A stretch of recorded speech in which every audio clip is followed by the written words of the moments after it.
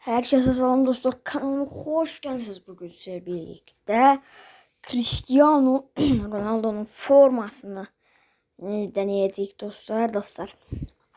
Formayı biraz işlettim ama 2 gün önce aldım. Sonra formayı sizi gözletmeden atak ve başlayak dostlar.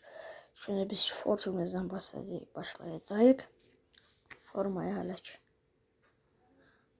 koyak. Formanı yaxşı anlaşır. Daha doğrusu bana almamışım, bağışlayın. Biraz saçtım. Hediye ediblər mənə. Qonaq gəlmişdi, bizə hediyə etdi. Dostlar, bir kaydı bağlayalım. Bəli dostlar, qarşınızda Ronaldo'nun şortu var. 7 nömrə və El Nesr logosu var.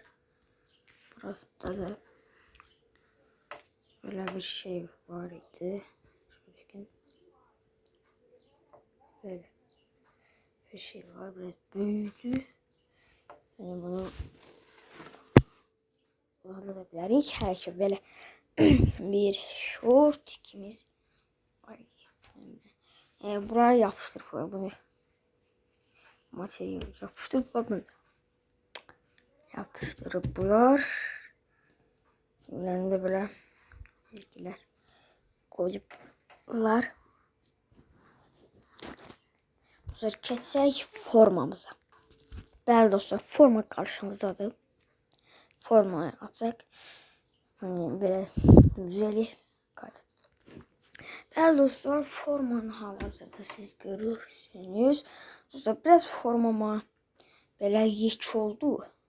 Ama şu şeyin altına koyup dostlar, nədir? Giyinebilirəm.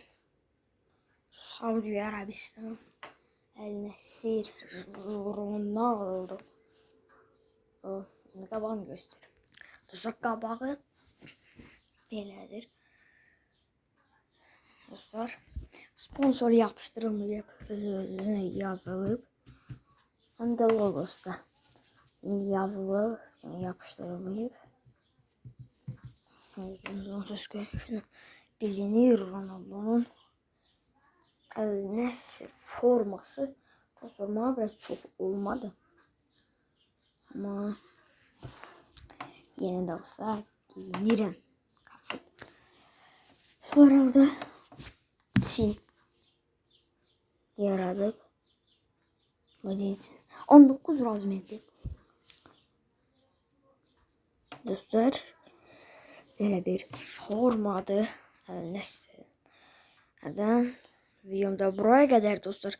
Xahiş edirəm, kanalıma abone olub like atmağı unutmayın. Təzə kanal.